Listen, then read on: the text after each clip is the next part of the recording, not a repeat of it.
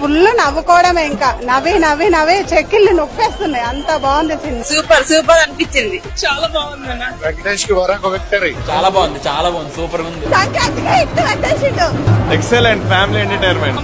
Super climax fight పంచి గట్టి వెంకీ మామ కొట్టాడు. సూపర్ రావాల్సింది. Family entertainment movie.